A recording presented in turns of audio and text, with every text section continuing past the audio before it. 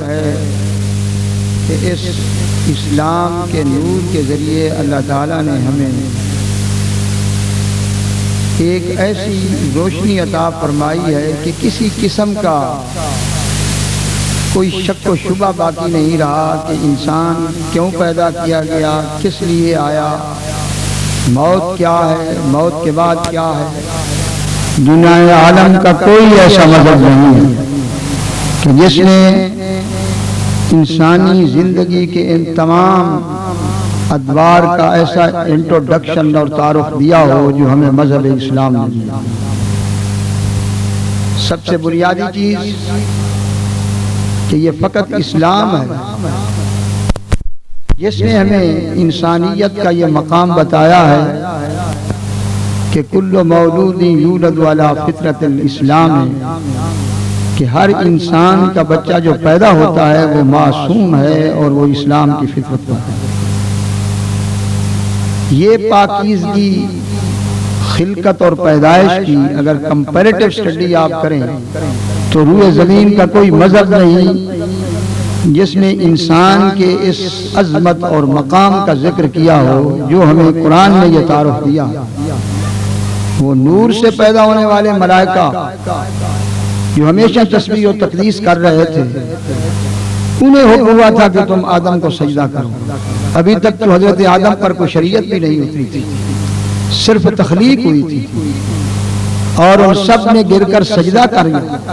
اور قرآن میں سب سے زیادہ اگر تذکرہ کسی چیز کا کیا ہے تو اس حضرت آدم کی خلقت کو تکرار کے ساتھ قرآن نے ذکر کیا، اور یہ روز اول میں بتا دیا کہ اس انسان کا مقام یہ ہے کہ جو نوری مخلوق ہر وقت پاک بھی ہے اور تسبیح و تقدیس کر رہی ہے، ان کو بھی جھکا کر ثابت کر دیا کہ عظمت انسان کیا۔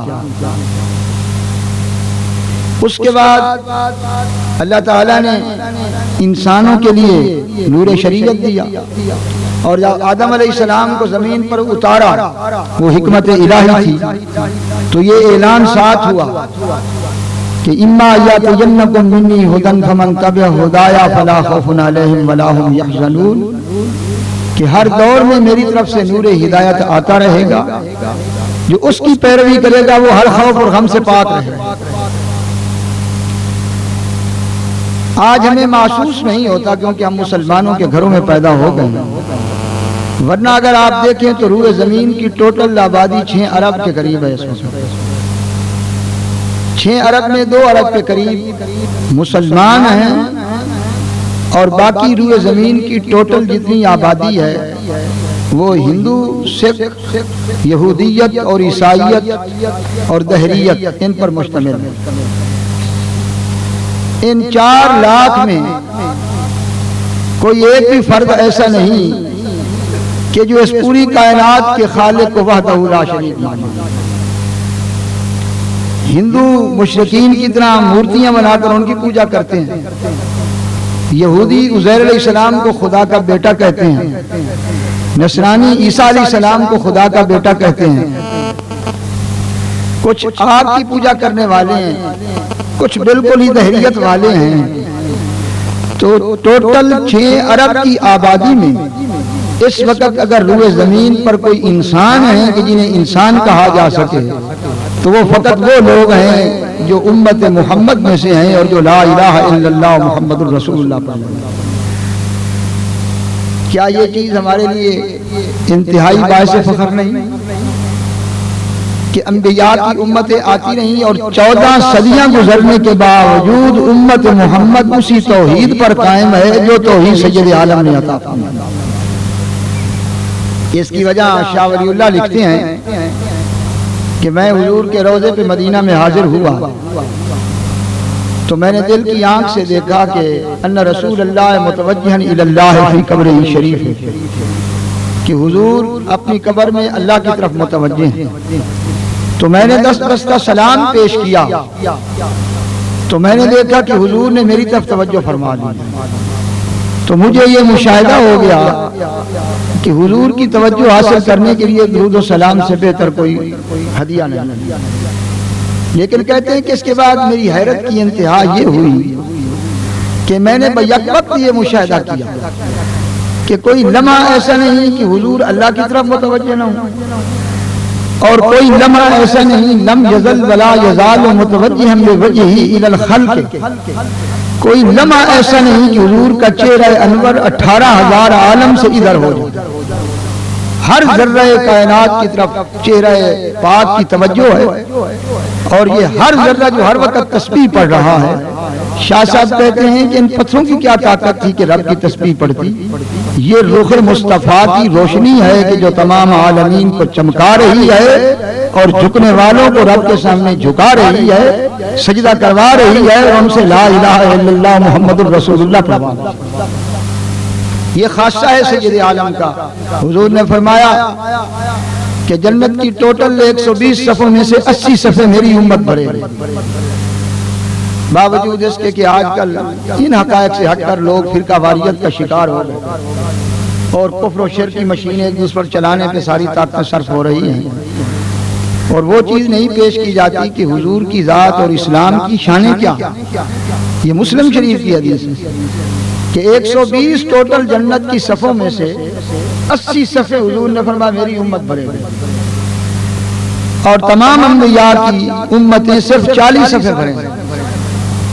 اور یہ ایسے نہیں ہے کہ حضور نے فرما دیا، آگے وجہ ذکر کیا، فرما ذالک بان الشرک فیکم قلیل کالشعر الاسود فی جلد الثور الابیض، فرمایا میں قیامت تک دیکھ رہا ہوں میری امت میں شرک نہیں ہے، اتنا شرک بھی نہیں ہے جتنے ایک بیل کے تمام بال سفید ہیں اور ان میں ایک سیاہ، میری امت میں اتنا شرک بھی نہیں ہے۔ شرک ان میں نہیں ہے، باقی گناہ میں نے ان کے بخشوا دیے۔ اس پہ سورہ محمد کی ایک گواہ ہے، وَاسْتَغْفِرْ لِذَنبِكَ وَلِلْمُؤْمِنِينَ وَالْمُؤْمِنَاتِ 26واں پارہ۔ یا رسول اللہ اپنے غلاموں کو بخشاؤ جو قیامت تک ایماندار مرد اور عورتیں ہیں، ان سب کو بخشواؤ۔ تو رب حکم دے کہ بخشواؤ، تو پھر کیسے ہے کہ حضور رب کا حکم نہ مانے اور حضور بخشش طلب کریں تو رب بخشش عطا نہ کرے جب خود فرمائے کہ ان کو بخشواؤ؟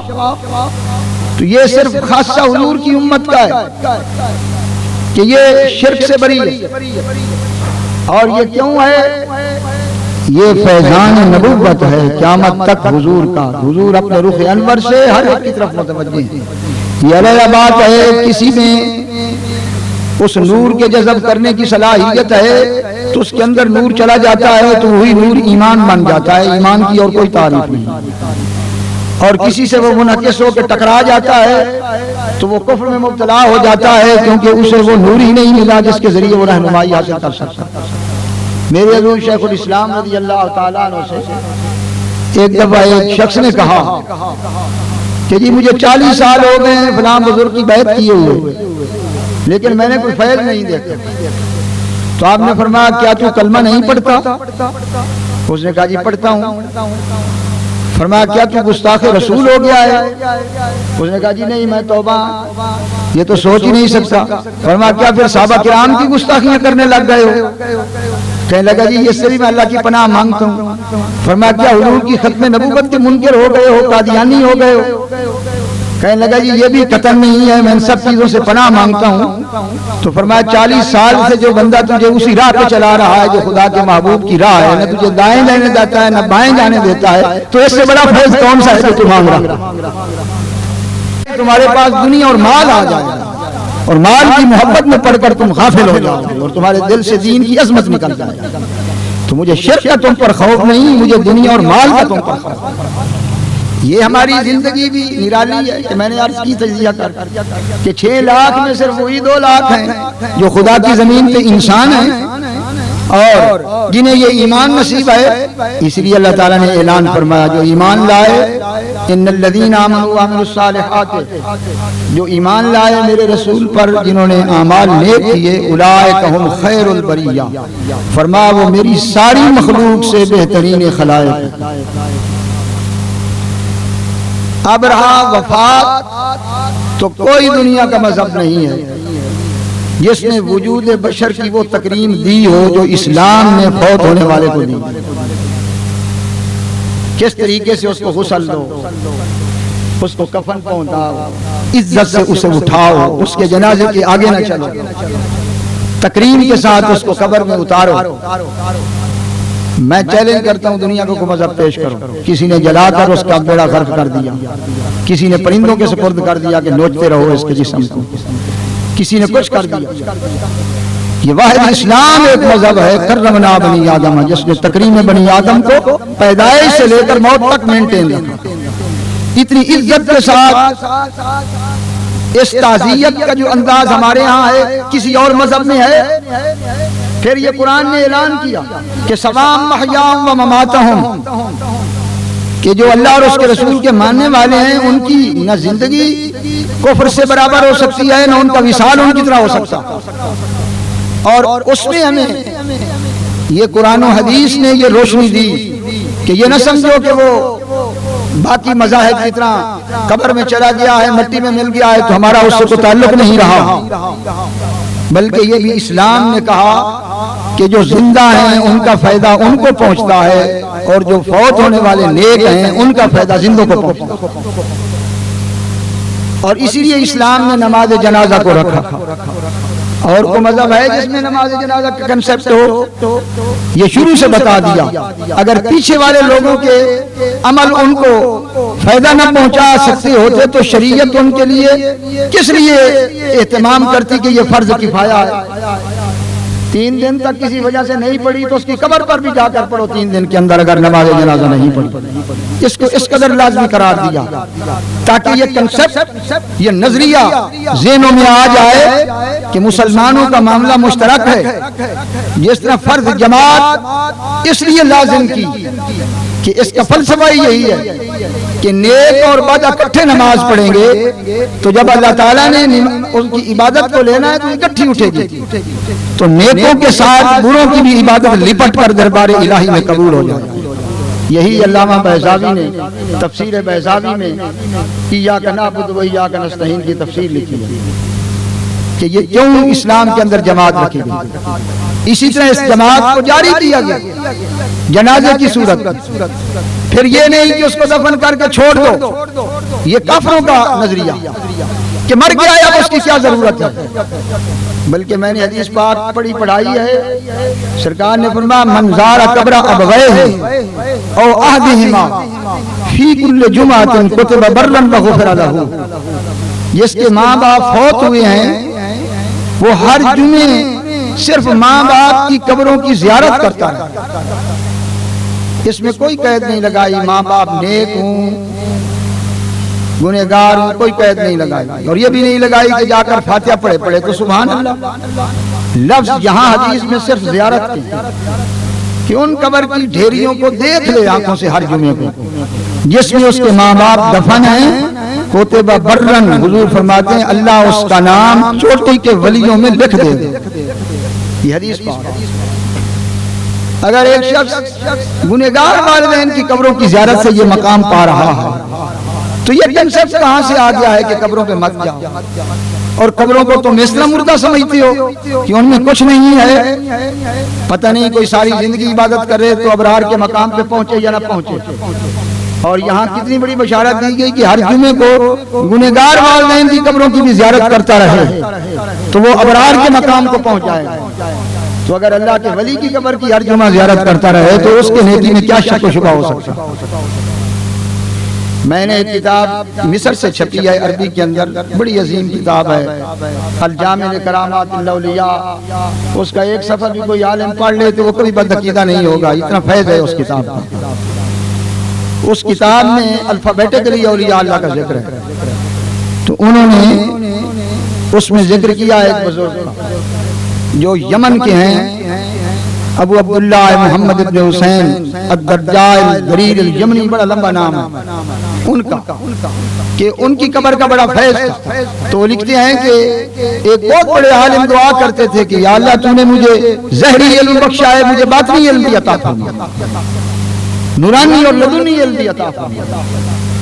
تو عالم جن کا نام موسیٰ ابن احمد ہے, وہ کہتے ہیں مجھے خواب میں سرکار کی زیارت نصیب ہوئی اور مجھے سرکار دو عالم صلی اللہ علیہ وسلم نے خود ارشاد فرمایا کہ اے احمد ان اردت ان یفتح اللہ علی قلبک علما, اگر تو چاہتا ہے کہ اللہ تیرے دل پر نورانی علم جاری کرے تو خذ من تراب قبر الدریر شیئا وابتلیہ علی الریح، یمن میں جا اور یمن میں میرے غلام دریر یمنی کی قبر کی مٹی زبان سے چاٹ، مٹی چاٹتا جائے گا تیرے دل پر اللہ علم لدنی کے چشمے جاری فرما دے گا۔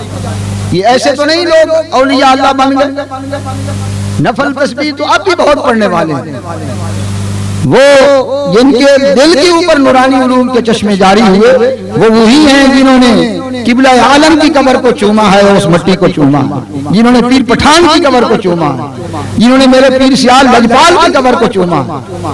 یہ وہ سادات ہیں اور وہ غلام ہیں۔ میں کہتا ہوں ان پڑھ سے ان پڑھ بندہ کیوں نہ ہو، اگر وہ ان قبروں کی مٹی کو اپنی زبانوں پہ چاٹتا رہے تو اس کے دل میں اللہ علم باطنی کا چشمہ جاری کرے گا اور وہ کبھی ایمان کے بغیر دنیا سے نہیں جا سکتا، وہ ایمان کے ساتھ دنیا سے رہ سکتا۔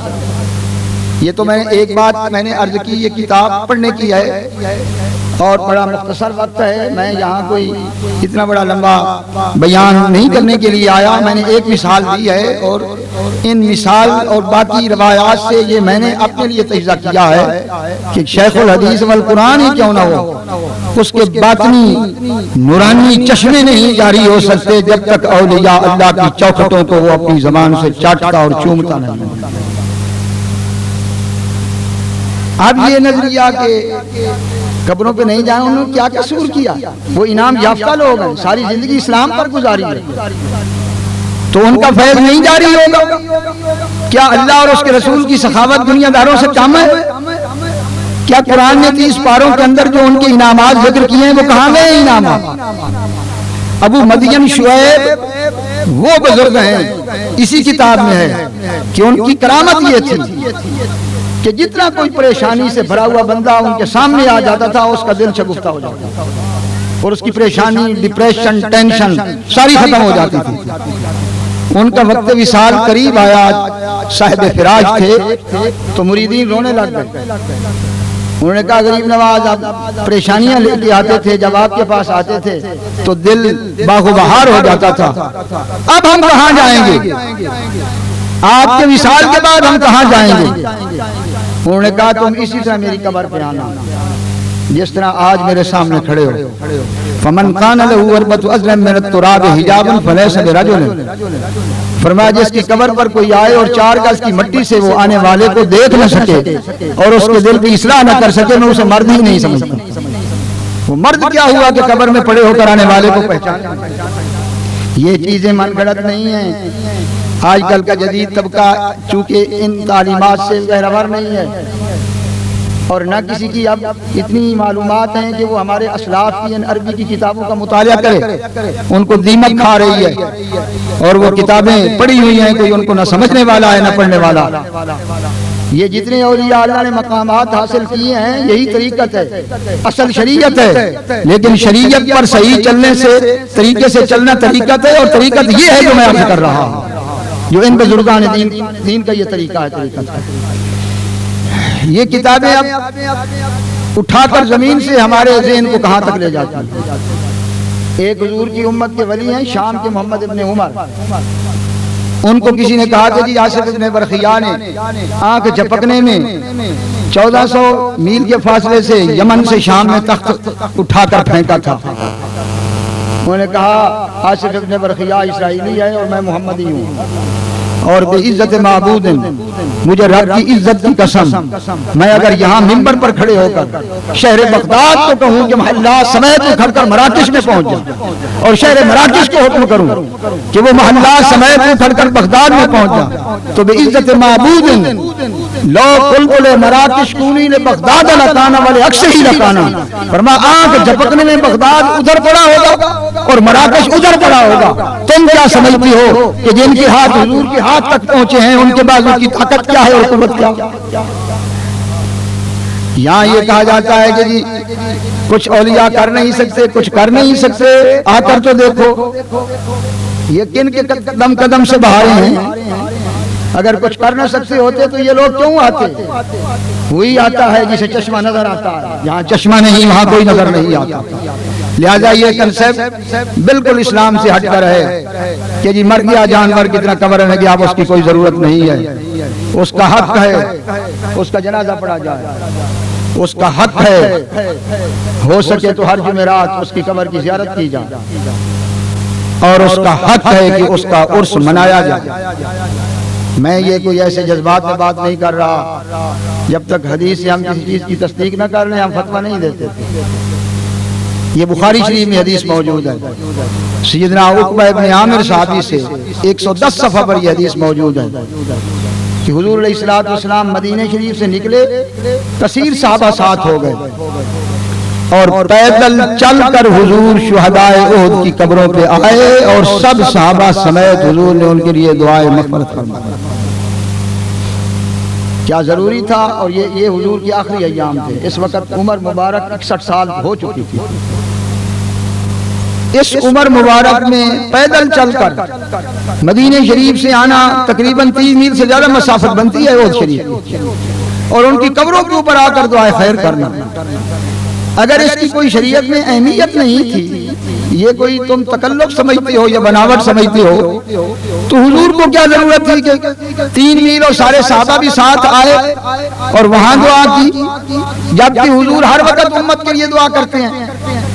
حدیث میں ہے کہ ام المومنین کو حضور نے کہا کہ اللہ تیرے اگلے پچھلے ظاہری باطنی اور چھپے ظاہر سارے گناہ بخش دے، اللہم اغفر لعائشہ ذنبہ کلہ اولہا وآخرہا سرہا وعلانیتہا صغیرہا وکبیرہا۔ تو ام المومنین کو وجد آ گیا، یہ میں نے حدیث میں پڑھا، اتنی خوشی سے وجد آیا کہ ان کا سر حضور کی گود میں جا کر، تو حضور نے فرمایا کہ اتنی خوشی؟ انہوں نے کہا یا رسول اللہ میں اس سے زیادہ کہاں خوش ہوں گی کہ آپ نے مجھے رب سے بخشوا دیا، اس سے بڑھ کر کوئی بشارت ہوگی؟ تو حضور نے فرمایا کہ مجھے رب کی عزت کی قسم جو میں نے تیرے لیے دعا کی ہے، میں صبح و شام قیامت تک ہر آنے والے غلام کے لیے یہی دعا روزانہ کرتا ہوں۔ تو جب روزانہ دعا ہوتی تھی تو چل کر شہدائے احد کی قبروں پہ آنے کی کیا ضرورت ہے؟ پھر دعا کی، دعا کے بعد صحابی کہتا ہے ممبر منگوایا اور ممبر لگوایا، ثم انصرف علی المنبر، پھر حضور ممبر پر کھڑے ہوئے، حضور نے واعظ فرمایا اور ساری اپنی شان بیان فرمائی۔ اس لمبی حدیث ہے، میں اس کا ترجمہ کرنے کا وقت نہیں ہے۔ تو کیا یہ ترتیب یہی نہیں ہے اور کیا؟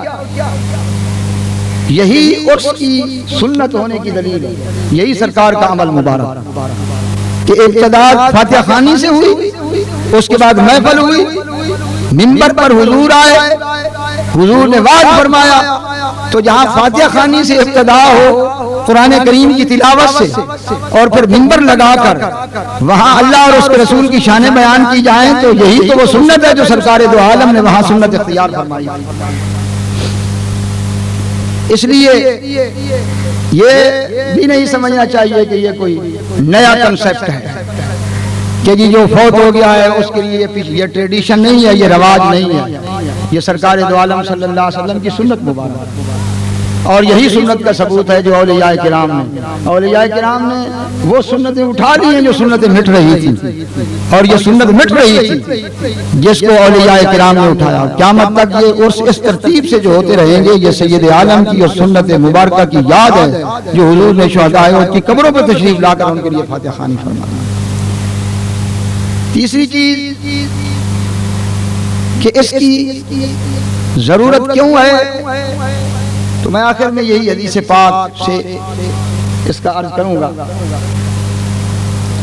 سرکار فرماتے ہیں ان المیت فی القبر کالخریق المتخبس، کہ قبر کے اندر میت جو ہے وہ ہمیشہ انتظار کرتا ہے کوئی میرے لیے دعا کرے، یہ حدیث پاک کے الفاظ۔ اور بعد فرمایا ایسے ہیں گنہگار جن کی حالت قبر میں یہ ہوتی ہے کہ جیسے کوئی ڈوب رہا ہو اور ڈوبتے ہوئے ہاتھ اوپر کرے کہ میں غرق ہو رہا ہوں، مجھے بتاؤ، بچاؤ میں ڈوب رہا ہوں، یہ حالت ہوتی ہے اس کی، اور وہ انتظار کر رہا ہوتا ہے۔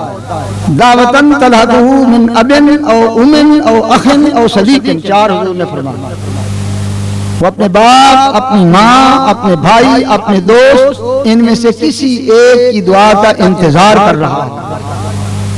فَإِذَا لَحِقَتْهُ كَانَتْ أَحَبَّ إِلَيْهِ مِنَ الدُّنْيَا وَمَا فِيهَا، جب پیچھے سے کسی کی دعا اسے پہنچتی ہے تو حضور فرماتے ہیں اسے اتنی خوشی ہوتی ہے کہ اگر کسی کو پوری روئے زمین کی چیزیں دے دو تو اسے اتنی خوشی نہیں ہوگی جتنی اس کو کسی ایک کی دعا سے خوشی ہوگی۔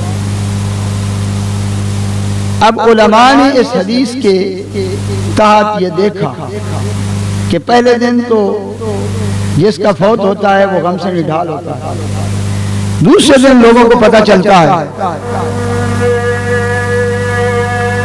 اللہ تبارک و تعالی ہماری اس شادی کو قبول فرمائے، اور جن کے لیے ہم حاضر ہوئے ہیں اللہ تعالیٰ ان کے مشائخ کے صدقے دین و دنیا میں ان کے مدارج اور درجات بلند فرمائے۔ انہ علی کل شیء